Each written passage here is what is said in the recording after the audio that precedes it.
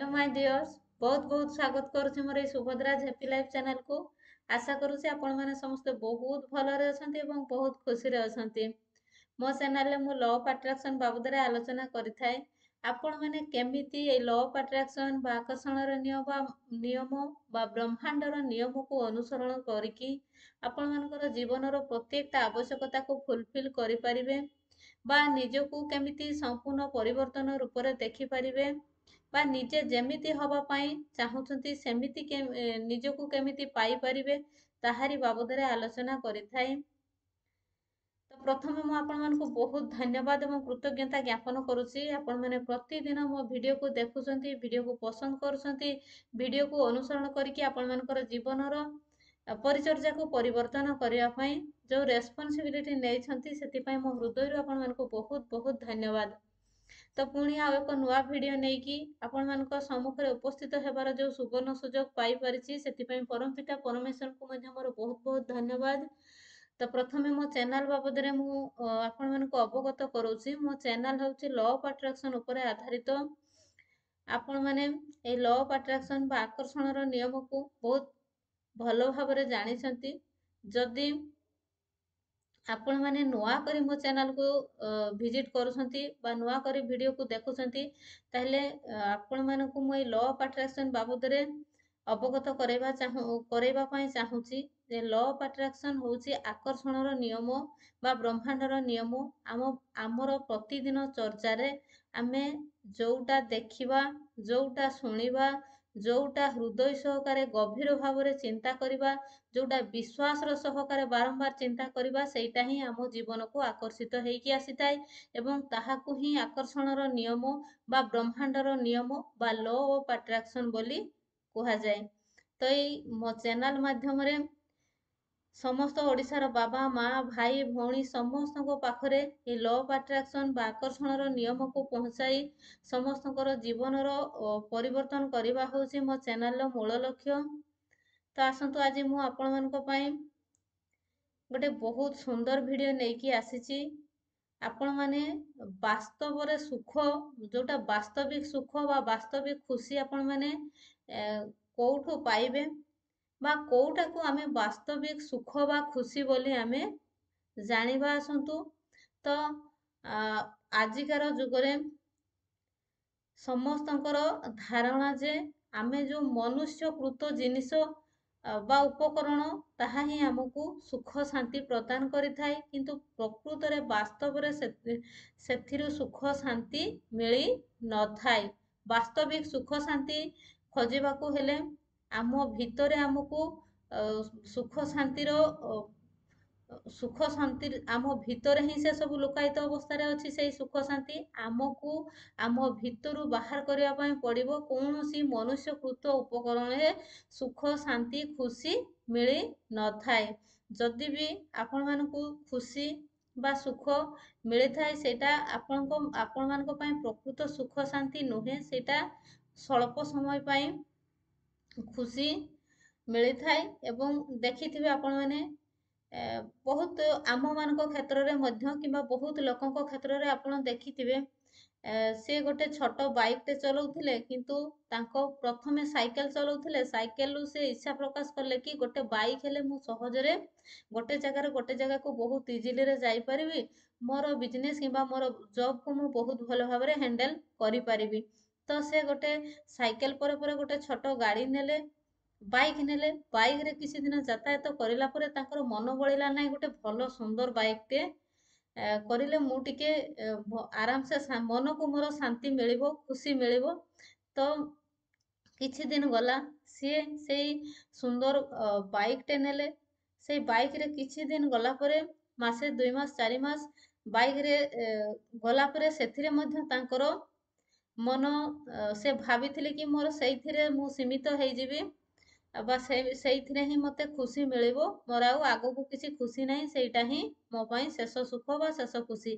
किंतु तापरे मन बळिला नाही। गोटे 4 व्हीलर टे करिथिले मते आहुरी इजीली रे आराम से मु जाइकी बहुत शीघ्र बहुत फास्ट पहुंची कि मोर से सब मेंटेन करि परिबी बा आजिका जो सोसाइटी रे मु मोर जो स्टेटस मेंटेन करबा कथा सेटा मु करि परिबी। ତ ମନରେ ଯେତେବେଳେ ଗୋଟେ ଛୋଟ 4 ହ୍ୱିଲରଟେ ଆଣିବା ପାଇଁ ଚିନ୍ତା ହେଲା, ତ ତାକୁ ମଧ୍ୟ କଳେ ବଳେ କୌଶଳେ ସେ କରିଲେ। ତ କରିଲା ପରେ ପୁଣି ତାଙ୍କ ମନ ସେଥିରେ ମଧ୍ୟ ସମ୍ପୂର୍ଣ୍ଣ ଖୁସି ହେଇପାରିଲେ ନାହିଁ। ପୁଣି ତାଙ୍କୁ ଇଚ୍ଛା ହେଲା କି ନାଇଁ ଗୋଟେ ବଡ଼ 4 ହ୍ୱିଲରଟେ କରିବି। ତ ଏମିତି ମଣିଷ ମଣିଷ ମାନଙ୍କ ମନରେ ବାସ୍ତବିକ ସୁଖ ଆମେ ମଣିଷ କୃତ ଉପକରଣରେ ଆମକୁ ମିଳିବ ନାହିଁ। ବାସ୍ତବିକ ଯଦି ଆମେ ଖୁସି ଚାହୁଁଛେ, ବାସ୍ତବର ସୁଖକୁ ଯଦି ଚାହୁଁଛେ, ତାହେଲେ ଆମ ଭିତରେ ଆମେ ତାକୁ ଖୋଜିବା ପାଇଁ ପଡ଼ିବ। ଆମ ଭିତରେ ହିଁ ଅଛି। ଆମକୁ ହିଁ ସେ ଜିନିଷକୁ ବାହାର କରିବା ପାଇଁ ପଡ଼ିବ, ଯୋଉଟା କି ଆମେ ଯଦି ଆଧ୍ୟାତ୍ମିକ ପଥକୁ ଅନୁସରଣ କରୁଛେ, ଭଗବାନଙ୍କର ଶକ୍ତିକୁ ବିଶ୍ୱାସ କରୁଛେ, ଭଗବାନଙ୍କ ନିକଟରେ ଯଦି ଆତ୍ମସମର୍ପଣ ହେଇପାରୁଛେ, ତାହେଲେ ନିହାତି ଭାବରେ ଆମ ଭିତରେ ଥିବା ସେଇ ସୁଖ ଶାନ୍ତି ଖୁସିକୁ ଆମେ ବହୁତ ଶୀଘ୍ର ଲୋକାଲୋଚନକୁ ଆଣିପାରିବା ବା ନିଜେ ମଧ୍ୟ ଉପଲବ୍ଧି କରିପାରିବା କି ଆମ ପାଇଁ ସେଇଟା ହିଁ ବାସ୍ତବରେ ସେଇଟା ହିଁ ଆମ ପାଇଁ ଖୁସି ଆଉ ସୁଖ। ତ ବହୁତ ସୁନ୍ଦର, ମୁଁ ଗୋଟେ ବହିଟେ ପଢୁଥିଲି ଯୋଉ ଆପଣଙ୍କର ଅବଚେତନ ମସ୍ତିଷ୍କ, ଏଇ ବହିରେ ମଧ୍ୟ ସୁନ୍ଦର ଭାବରେ ସେଇ କଥା ବର୍ଣ୍ଣନା ହେଇଛି ଯେ ଖୁସି କିପରି ଆପଣମାନେ ଚୟନ କରିବେ, ବା ଆପଣମାନେ କେବଳ ଖୁସିର ଚୟନ କରିବା ହିଁ ଉଚିତ। ଆପଣମାନଙ୍କର ଖୁସିଟା ଆପଣମାନଙ୍କ ଭିତରେ ହିଁ ଲୁଚିକି ରହିଛି। ତ ଆସନ୍ତୁ କେମିତି ଜାଣିବା ସେଇ ଖୁସି ଆମର କୋଉଠୁ କେମିତି କୋଉ ଉପାୟରେ ଆମେ ପାଇପାରିବା। ତ ଏଠି ବହୁତ ସୁନ୍ଦର ପଏଣ୍ଟଟେ ଲେଖା ହେଇଛି ଯେ ବର୍ତ୍ତମାନ ଠାରୁ ଖୁସି ଚୟନ କରିବା ଆରମ୍ଭ କରିଦିଅନ୍ତୁ। ଏହା ଆପଣ ଏପରି କରିପାରିବେ, ସକାଳେ ଉଠିବା ପରେ ନିଜକୁ କୁହନ୍ତୁ ଯେ ଆପଣ କୋଉଠୁ ଖୁସି ପାଇବେ। ଆପଣ ପ୍ରତିଦିନ ସକାଳୁ ଉଠିଲା ପାଖରୁ ଯେତେବେଳେ ଆପଣ ପ୍ରଥମେ ଉଠୁଛନ୍ତି, ସେତେବେଳେ ହିଁ ଆପଣ ନିଜକୁ ଏଇପରି କହିବା ଆରମ୍ଭ କରନ୍ତୁ, ଦିବ୍ୟକ୍ରମ କେବଳ ଆଜି ନୁହେଁ ବରଂ ସବୁଦିନ ମୋ ଜୀବନର ଦାୟିତ୍ୱ ବହନ କରୁଛି। ଆପଣମାନେ ନିହାତି ଭାବରେ ଏଇ ଯୋଉ ସେଣ୍ଟେନ୍ସର ଅର୍ଥକୁ ବୁଝିପାରୁଥିବେ। ଦିବ୍ୟକ୍ରମ ମାନେ ଭଗବାନଙ୍କର ଯୋଉ ସାନ୍ନିଧ୍ୟ ବା ଭଗବାନଙ୍କ ପାଖରେ ସେ ଆତ୍ମସମର୍ପଣ ହେଇକି ସେ କହିଛନ୍ତି ଯେ ଏଇ ଦିବ୍ୟ କ୍ରମ କେବଳ ଆଜି ନୁହେଁ, ଦିବ୍ୟ ଏନର୍ଜି ବା ଦିବ୍ୟ ଶକ୍ତି କେବଳ ଆଜି ନୁହେଁ ଏବଂ ବରଂ ସବୁଦିନ ମୋ ଜୀବନର ଦାୟିତ୍ୱ ବହନ କରୁଛି। ଯୋଉଟା ମୁଁ ଆପଣମାନଙ୍କୁ ସବୁବେଳେ କହି ଆସିଛି ଯେ ପ୍ରତ୍ୟେକ ଦିନ ଆପଣ ସକାଳେ ଉଠିକି ନିଜେ ସମର୍ପଣ ଭାବ ହେଇକି 2 ହାତ ଟେକି ଦେଇକି ଆପଣ କହିବେ, ହେ ପରମପିତା ପରମେଶ୍ୱର, ହେ ଅନନ୍ତ କୋଟି ବ୍ରହ୍ମାଣ୍ଡ, ମୁଁ ନିମିତ୍ତ ମାତ୍ର। ଆପଣ ମୋର ଏବଂ ମୋର ସାରା ପରିବାରର ସମସ୍ତ ଦାୟିତ୍ୱ ବହନ କରୁଛନ୍ତି, ମୋର ସମସ୍ତ କାର୍ଯ୍ୟ ସମ୍ପାଦନ କରୁଛନ୍ତି, ମୁଁ ନିମିତ୍ତ ମାତ୍ର। ଜିନିଷ ଯୋଉ ମୁଁ ଆପଣଙ୍କୁ ଏଇଟା ଯୋଉ କହିଥିଲି ସେ ଏକୁରେଟ ସେ ବହିରେ ମଧ୍ୟ ସେଟା ଲେଖା ହେଇଛି ଯେ ଦିବ୍ୟ କ୍ରମ କେବଳ ଆଜି ନୁହେଁ ଏବଂ ବରଂ ସବୁଦିନ ମୋ ଜୀବନରେ ଦାୟିତ୍ୱ ବହନ କରୁଛି। ଆପଣ ଯେତେବେଳେ ଏଇ ବାକ୍ୟଟା ଆପଣ କହୁଛନ୍ତି, ସେତେବେଳେ ନିଜକୁ ନିଜ ଭିତରେ ସମର୍ପଣର ଭାବନା ଜାଗୃତ କରିକି ଯେତେବେଳେ ଭଗବାନଙ୍କୁ କହୁଛନ୍ତି, ହେ ପରମପିତା ପରମେଶ୍ୱର, ମୁଁ ନିମିତ୍ତ ମାତ୍ର, ଆପଣ ମୋର ସମସ୍ତ ଦାୟିତ୍ୱ ବହନ କରୁଛନ୍ତି, ମୋର ଏବଂ ମୋ ପରିବାରର ସମସ୍ତ ଦାୟିତ୍ୱକୁ ବହନ କରୁଛନ୍ତି, ସେତେବେଳେ ଭଗବାନଙ୍କ ପାଖରେ ଯୋଉ ଆପଣ ଆତ୍ମସମର୍ପଣ ହେଇଗଲେ, ଭଗବାନଙ୍କର ଦାୟିତ୍ୱ ରହିଲା ଯେ ଆପଣଙ୍କର ଦାୟିତ୍ୱକୁ ସେ ଠିକ ଭାବରେ ତୁଲେଇବେ, ଆପଣଙ୍କର ସମସ୍ତ କାର୍ଯ୍ୟକୁ ସେ ସଠିକ ସମୟରେ ସମ୍ପାଦନ କରିବେ। କିନ୍ତୁ ଯେତେବେଳେ ଆପଣ ଏଇଟା ନ କରିକି ଯେତେବେଳେ ଆପଣ ଭାବୁଛନ୍ତି କି ମୁଁ ସକାଳେ ଉଠିଲେ ମତେ ଶୀଘ୍ର ଏଇ କାମ କରିବା ପାଇଁ ପଡ଼ିବ, ମତେ ହିଁ କରିବା ପାଇଁ ପଡ଼ିବ, ମତେ ହିଁ ମୋ ପରିବାରକୁ ଭରଣ ପୋଷଣ କରିବା ପାଇଁ ପଡ଼ିବ, ମତେ ସବୁ କିଛି ମତେ ହିଁ କରିବା ପାଇଁ ପଡ଼ିବ, ତ ସେତେବେଳେ ଭଗବାନ କୁହନ୍ତି କି ଯଦି ତୁମେ ପାରୁଛ, ତୁମ ଦ୍ୱାରା ଯଦି ସବୁ କିଛି ହେଇପାରୁଛି, ତାହେଲେ ତୁମେ ହିଁ କର, ମତେ ଆଉ କିଛି କରିବାର ନାହିଁ। ଯେତେବେଳେ ଆପଣ ଆତ୍ମସମର୍ପଣ ହେଇ ଭଗବାନଙ୍କୁ ଦାୟିତ୍ୱ ଦଉଛନ୍ତି, ସେତେବେଳେ ସେ ଠିକ ଭାବରେ ତୁଲେଇଥାନ୍ତି ଏବଂ ସିଏ ବହୁତ ଖୁସି ହୁଅନ୍ତି ଯେ ମତେ ପ୍ରତି ମୁହୂର୍ତ୍ତରେ ସେ ମନେ ପକାଉଛନ୍ତି, ପ୍ରତ୍ୟେକ କାର୍ଯ୍ୟରେ ସେ ଇନଭଲ୍ଭ କରୁଛନ୍ତି। ତେଣୁ ସେ ଖୁସି ହେଇକି ସବୁବେଳେ ସଦା ସର୍ବଦା ସିଏ ତାଙ୍କ ଚିନ୍ତା କରୁଥିବା ଲୋକଙ୍କୁ ସିଏ ସବୁବେଳେ ସେଇ ଲୋକଙ୍କର ଚିନ୍ତା ମଧ୍ୟ ସିଏ କରିଥାନ୍ତି। ତେଣୁ ଆପଣମାନଙ୍କୁ ମୁଁ ଯୋଉଟା ଆରମ୍ଭରୁ ଶିଖେଇଥିଲି ସେଇ ଜିନିଷ ହିଁ ଏଇ ବହିରେ ଲେଖାହେଇଛି। ଆମ ଚାରିପାଖର ସବୁ ଜିନିଷ ମୋର ମଙ୍ଗଳ ପାଇଁ ହିଁ କାମ କରିବେ। ମାନେ ମୋର ବହିରେ ଯୋଉଟା ମୁଁ ଆପଣମାନଙ୍କୁ ଯୋଉଟା କହିଥିଲି ଯେ ଆପଣମାନେ ମର୍ଣ୍ଣିଂରୁ ନିଜକୁ ଚାର୍ଜ କରିବେ, ଠିକ୍ ସେମ୍ ଜିନିଷ ଇଏ ବି ସେଇ କଥା କହିଛନ୍ତି ଯେ ଆଜି ମୋ ଚାରିପାଖର ସବୁ ଜିନିଷ ମୋର ପାଇଁ ମୋର ମଙ୍ଗଳ ପାଇଁ ହିଁ କାର୍ଯ୍ୟ କରିବେ। ମୋର ପାରିପାର୍ଶ୍ୱିକ ପରିବେଶ, ମୋର ଚାରିପାଖରେ ଥିବା ସବୁ ଜିନିଷ ମୋର ମଙ୍ଗଳ ପାଇଁ ବା ମୋର କଲ୍ୟାଣ ପାଇଁ ହିଁ କାର୍ଯ୍ୟ କରିବେ। ଏମିତି ଆପଣଙ୍କର ନିଜକୁ ଆପଣ ଏନର୍ଜେଟିକ୍ କରିବେ, ନିଜ ମନକୁ ଏମିତି ଚାର୍ଜ କରିବେ। ମୋ ପାଇଁ ଏହା ଏକ ଅଦ୍ଭୁତ ଦିନ ଅଟେ। ଆଜିକାର ଦିନ ମୋ ପାଇଁ ଏକ ଅଦ୍ଭୁତ ଦିନ ଅଟେ। ଆଜି ଭଳି ଦିନଟିଏ ପୁଣି କେବେ ମୋ ଜୀବନରେ ଫେରି ଆସିବ କି ନାହିଁ। ଆପଣ ଏମିତି ନିଜକୁ କହିକି ଚାର୍ଜ କରିବେ ଯେ ଆଜି ମୋ ପାଇଁ ବହୁତ ଅଦ୍ଭୁତ ଦିନ। ଆଜି ଭଳି ଦିନଟି ପୁଣି ଆଉ କେବେ ଫେରି ଆସିବ କି ନାହିଁ। ସାରା ଦିନ ମୋତେ ଦିବ୍ୟ ନିର୍ଦ୍ଦେଶ ମିଳିବ ଏବଂ ମୁଁ ଯାହା କରିବି ତାହା ଭଲ ହିଁ ହେବ। ଆଜି ଭଳି ଏକ ଅଦ୍ଭୁତ ଦିନ ମୋ ଜୀବନରେ ଆଉ କେବେ ଆସିବ କି ନାହିଁ କେଜାଣି। ସାରା ଦିନ ମୁଁ ଯୋଉ ଦିବ୍ୟ ନିର୍ଦ୍ଦେଶ ମୋତେ ଯୋଉ ଦିବ୍ୟ ନିର୍ଦ୍ଦେଶ ମିଳିବ ଏବଂ ମୁଁ ଯାହା କରିବି ତାହା ମୋ ସହିତ ଭଲ ହିଁ ହବ। ଆପଣ ନିଜକୁ ଆରମ୍ଭରୁ ହିଁ ଯେତେବେଳେ ସକାଳୁ ଉଠିକି ଆପଣ ନିଜ ପାଇଁ ଭଲ ଭଲ ଭଲ ଭଲ କହିବେ, ନିଜ ମନକୁ ସେମିତି ଆପଣ ଚାର୍ଜ କରିବେ, ସେମିତି ହିଁ ଭଲ ଭଲ ଦିନମାନ ଆପଣଙ୍କ ସହିତ ହବ। ତ ଦିବ୍ୟ ପ୍ରେମ ମୋ ଚାରିପାଖରେ ବିଦ୍ୟମାନ, ଏହା ମୋତେ ଆଲିଙ୍ଗନ କରୁଛି ଏବଂ ମୁଁ ଶାନ୍ତିରେ ଆଗକୁ ବଢୁଛି। ଠିକ୍ ସେମ୍ ଜିନିଷ ମୁଁ ଆପଣଙ୍କୁ ଶିଖେଇଥିଲି ଯେ ଆପଣମାନେ ଯୋଉ ଆତ୍ମସମର୍ପଣ ଭାବ ହେଇକି ଦୁଇ ହାତ ଟେକି ଦେବେ, ପୁରା ସମର୍ପଣ ଭାବ ହେଇଯିବେ। ଯୋଉ ଦୁଇ ହାତ ଟେକି କହିବେ, ହେ ପରମପିତା ପରମେଶ୍ୱର, ହେ ଅନନ୍ତ କୋଟି ବ୍ରହ୍ମାଣ୍ଡ, ଆପଣଙ୍କର ଆଶୀର୍ବାଦ ଏବଂ ଶକ୍ତି ମୋର ଚତୁଃପାର୍ଶ୍ୱରେ ସୁରକ୍ଷା କବଚ ହେଇକି ଅଛି।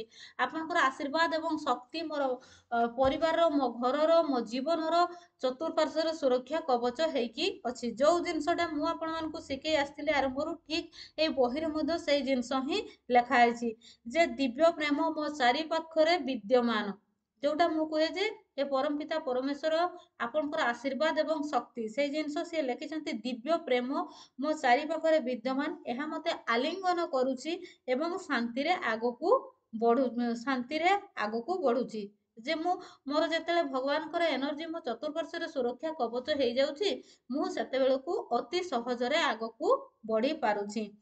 ତ ଯେତେବେଳେ ମଧ୍ୟ ମୋର ଧ୍ୟାନ ଭଲ ଏବଂ ଗଠନାତ୍ମକ ଜିନିଷ ଠାରୁ ହଟି ମୁଁ ତୁରନ୍ତ ଯେତେବେଳେ ମୋର ଯୋଉଟା ମନୁଷ୍ୟକୃତ ଜିନିଷ ତା ଉପରୁ ଯେତେବେଳେ ମୁଁ ଧ୍ୟାନକୁ ହଟେଇକି ଯେତେବେଳେ ପ୍ରକୃତ ଖୁସି, ବାସ୍ତବିକ ସୁଖ, ବାସ୍ତବିକ ଆମେ କଣ ପାଇଁ ଏଇ ଦୁନିଆକୁ ଆସିଛେ, ଆମର ଆସିବାର ଉଦ୍ଦେଶ୍ୟ କଣ, ଆମର କଣ କର୍ତ୍ତବ୍ୟ ରହିଛି, ଯେତେବେଳେ ଆମେ ଯୋଉ ମନୁଷ୍ୟକୃତ ଜିନିଷ ପାଖରୁ ଧ୍ୟାନକୁ ହଟେଇକି ଯେତେବେଳେ ନିଜେ ଆସିବାର କାରଣ, ନିଜେ ଆସିବାର ଉଦ୍ଦେଶ୍ୟ, ନିଜର ଦାୟିତ୍ୱ ବାବଦରେ ଆମେ ଯେତେବେଳେ ମନକୁ ଲଗଉଛେ, ସେତେବେଳେ ଆମକୁ ଆମ ସହିତ ମିରାକେଲ ବା ଚମତ୍କାର ହିଁ ଆମ ଆଡକୁ ଆକର୍ଷଣ ହେଇକି ଆସୁଛି। ତ ମୁଁ ଆଧ୍ୟାତ୍ମବାଦରେ ବିଶ୍ୱାସ କରେ ଏବଂ ମାନସିକ ଚୁମ୍ବକ ମୋ ଆଡକୁ ସେଇ ସବୁ ଜିନିଷକୁ ଆକର୍ଷିତ କରୁଛି ଯାହା ମୋତେ ଆଶୀର୍ବାଦ ଦିଏ। ମୁଁ ଆଧ୍ୟାତ୍ମିକ ଜ୍ଞାନକୁ ବିଶ୍ୱାସ କରେ, ତେଣୁ ମୁଁ ସେଇ ଜିନିଷକୁ ହିଁ ଆକର୍ଷିତ କରୁଛି ମୁଁ ଯୋଉଠାରୁ ମୋତେ ଆଶୀର୍ବାଦ ବା ବ୍ଲେସିଂସ୍ ମିଳିପାରିବ ବା ମୋ ଉନ୍ନତରେ ସହାୟକ ହେଇଥାଏ। ମୁଁ ଆଜି ଯାହା ବି କରିବି ନିଶ୍ଚୟ ସେଥିରେ ସଫଳ ହେବ। ଆପଣ ନିଜକୁ ଏମିତି କହିକି ଚାର୍ଜ କରିବେ। ନିଜର ପ୍ରତ୍ୟେକ ଦିନ ଏଇଭଳି ଆରମ୍ଭ କରନ୍ତୁ। ଖୁସି ରହିବା ନିଜର ଅଭ୍ୟାସ କରିଦେଲେ ଆପଣ ନିଜେ ସବୁବେଳେ ଖୁସି ରହିପାରିବେ। ମର୍ଣ୍ଣିଂରୁ ଯେତେବେଳେ ଆପଣଙ୍କୁ ଏନର୍ଜେଟିକ୍, ଆପଣ ନିଜେ ନିଜକୁ ଚାର୍ଜ କରିବେ, ନିଜେ ନିଜକୁ ଯେତେବେଳେ ଭଗବାନଙ୍କ ପାଖରେ ନିଜକୁ ସମର୍ପଣ କରିଦେଇକି ଯେତେବେଳେ ନିଜେ ହିଁ ସେଇ ସୁଖକୁ, ସେଇ ଖୁସିକୁ, ବାସ୍ତବ ଖୁସିକୁ ଯେତେବେଳେ ନିଜ ଭିତରେ ଆପଣ ଖୋଜିବେ, ନିହାତି ଭାବରେ ଆପଣମାନଙ୍କର ଯୋଉ ଅନ୍ତରାତ୍ମା ରହିଛି, ଆପଣଙ୍କର ଯୋଉ ପରମପିତା ପରମେଶ୍ୱରଙ୍କର ଅଂଶ ଆପଣଙ୍କ ଭିତରେ ରହିଛି, ଆପଣ ତାଙ୍କୁ ଯଦି ବାରମ୍ବାର ପଚାରନ୍ତି, ବାରମ୍ବାର କ୍ୱେଶ୍ଚନ କରନ୍ତି ଯେ ହେ ପରମପିତା ପରମେଶ୍ୱର, ହେ ରଚନାତ୍ମକ ପ୍ରଭୁ, ଆପଣ ଯେତେବେଳେ ସୃଷ୍ଟି କରିପାରିଛନ୍ତି ସେତେବେଳେ ମୋର ଆସିବାର କାରଣ ମଧ୍ୟ ଆପଣଙ୍କୁ ଜଣାଅଛି, ମୋର ପ୍ରକୃତ ଖୁସି କୋଉଥିରେ ଅଛି ସେ ମଧ୍ୟ ଆପଣଙ୍କୁ ଜଣାଅଛି। ତେଣୁ ବାସ୍ତବ ଖୁସି ମୋ ପାଇଁ କୋଉଟା, ବାସ୍ତବ ସୁଖ ମୋ ପାଇଁ କୋଉଟା, ସେଇଟା ମୋତେ ନିହାତି ଭାବରେ ଅବଗତ କରାନ୍ତୁ। ଯଦି ଆପଣ प्रत्येक दिन राति रे सोइला बेले आपण निजर अवचेतन मस्तिष्क को आपण एमिति क्वेश्चन करती बा बारंबार पचारती प्रश्न करती निहाती भावरे आपनको आभास मिल जिवो जे वास्तविक सुख बा शांति खुशी आपनको भितरे ही लुचि रहिछि जदि आपण अन्य मानकठू सेही जिनिस पाइबा पई चाहुछंती ताहले प्रथमे निजे अन्य मानक बाबदरे सेमिति चिंता करिबा ପାଇଁ ଆରମ୍ଭ କରନ୍ତୁ ଯୋଉଟା ଆପଣ ଅନ୍ୟମାନଙ୍କଠୁ ନିଡ୍ କରୁଛନ୍ତି ଯୋଉଟା ଆପଣ ଅନ୍ୟମାନଙ୍କଠୁ ଆଶା କରୁଛନ୍ତି ସେଇଟା ପ୍ରଥମେ ଆପଣ ଅନ୍ୟମାନଙ୍କ ବାବଦରେ ଆପଣ ଚିନ୍ତା କରିବା ଆରମ୍ଭ କରନ୍ତୁ ଅନ୍ୟମାନଙ୍କୁ ବ୍ଲେସିଂସ୍ ଦିଅନ୍ତୁ ଅନ୍ୟମାନଙ୍କୁ ସବୁବେଳେ ମଙ୍ଗଳ କାମନା କରନ୍ତୁ କଲ୍ୟାଣ କାମନା କରନ୍ତୁ ଅନ୍ୟମାନଙ୍କର ଭଲ ଚିନ୍ତା କରନ୍ତୁ ସବୁବେଳେ ବ୍ଲେସିଂସ୍ ଦିଅନ୍ତୁ ଯୋଉଥିପାଇଁ ଆପଣ ବ୍ଲେସିଂସ୍ ଦେବେ ଆପଣଙ୍କ ଲାଇଫକୁ ସେଟା ମାଲ୍ଟିପୁଲ ହେଇକି ଆସିବ ଆଉ ବାସ୍ତବରେ ପ୍ରକୃତ ଖୁସି ବାସ୍ତବ ସୁଖ ନିଜ ପାଖରେ ଲୁଚି ରହିଛି ଆପଣଙ୍କୁ ଯୋଉ ପ୍ରକ୍ରିୟା ମୁଁ ଅବଗତ କରେଇଲି ଏଇ ପ୍ରକ୍ରିୟାକୁ ଆପଣ କଣ୍ଟିନ୍ୟୁଅସଲି କରିଚାଲନ୍ତୁ ନିହାତି ଭାବରେ ଆପଣଙ୍କ ଭିତରେ ଆପଣଙ୍କ ଭିତରେ ପ୍ରକୃତ ଖୁସି ଆଉ ପ୍ରକୃତ ସୁଖକୁ ଆପଣ ଜାଣିପାରିବେ ଆପଣ ଯେତେବେଳେ ଖୁସିରେ ରହିବେ ଆପଣ ସବୁବେଳେ ଖୁସିରେ ରହିଲେ ହିଁ ଖୁସିକୁ ନିଜ ଆଡକୁ ଆକର୍ଷିତ କରିପାରିବେ ସୁଖ ଶାନ୍ତି ଖୁସିକୁ ଆକର୍ଷିତ କରିପାରିବେ କିଛି ଲୋକ ଦେଖିବେ ଏମିତି ଗୋଟେ ଦୁଃଖ କଷ୍ଟରେ ଜର୍ଜରିତ ହେଇକି ଥାଆନ୍ତି ତାଙ୍କର ଗୋଟେ ସେଟା ପ୍ୟାଟର୍ନ ତିଆରି ହେଇଯାଇଥାଏ ଯୋଉଟା କି ସେମାନେ ଖୁସିର ମୁହୂର୍ତ୍ତକୁ ବି ସେମାନେ ଏନ୍ଜୟ କରିପାରନ୍ତିନି ସେମାନେ ଭାବନ୍ତି କି ନାଇଁ ଖୁସି ହବାଟା ଭଲ ନୁହେଁ ବେଶୀ ଖୁସି ହେଲେ ପୁଣି ମୋ ଲାଇଫରେ ଦୁଃଖ ବଢିବ କିନ୍ତୁ ପ୍ରକୃତରେ ସେଇଟା ସତ କଥା ନୁହେଁ ସବୁବେଳେ ନିଜ ଭିତରେ ଖୁସିକୁ ଖୋଜିକି ଖୁସି ବାହାର କରିକି ଖୁସିରେ ରହିଲେ ହିଁ ଆପଣ ଖୁସିକୁ ଆକର୍ଷଣ କରିପାରିବେ ଆଉ ସାରା ଜୀବନ ଆପଣ ଖୁସିରେ ସୁଖରେ ଶାନ୍ତିରେ ରହିପାରିବେ ଆଉ ପ୍ରକୃତରେ ହିଁ ସେଇଟା ବାସ୍ତବିକ ସୁଖ ଶାନ୍ତି ଖୁସି ଆପଣ କୌଣସି ମଣିଷ କୃତ ଉପକରଣରେ ଆପଣ ଖୁସି ପାଇପାରିବେ